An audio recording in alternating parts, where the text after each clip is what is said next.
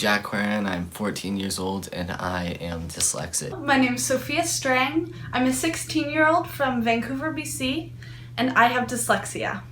When I was in the 3rd grade, I was diagnosed with dyslexia and general learning disability. My main struggle with a learning disability is ADHD coupled with my hearing loss. It can be challenging for me to learn.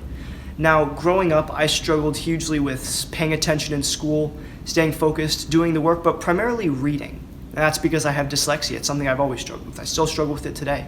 I was diagnosed with visual dyslexia and dysgraphia. At that time, I was in a public school in New York and was terrified because I felt different than other kids because of my lacking grades and general knowledge that I was different in terms of my learning disability. People thinking that I don't have a real learning disability and thinking my accommodations are cheating. I remember specifically in 3rd grade several times running to the bathroom to hide when the teacher was doing out loud reading for the class. I couldn't read as well as any of the other students, and I'm sure a lot of you guys can relate to that. I have to hear what I'm reading to understand it. When I'm in class and we take notes, I have to go home and retake those notes so that I can understand what we're going over. Especially with notes and videos, because I can only catch on to some of the information.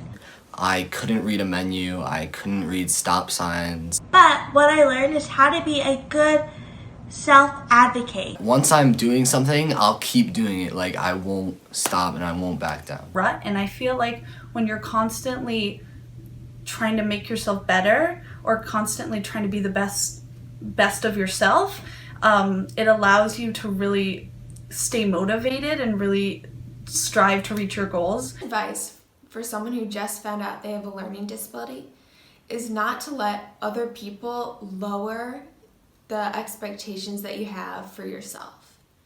A really important thing to realize is that you can still reach the exact same goals and just see just as much success in your life as any other person. Well, you might just have to take a different path to reach those goals because your brain works a little bit differently and needs different ways to help you succeed. That doesn't mean that you won't be able to reach what you'd like to accomplish. And in my opinion, people with learning disabilities are more creative. I honestly believe that my learning disability has changed my life for the better.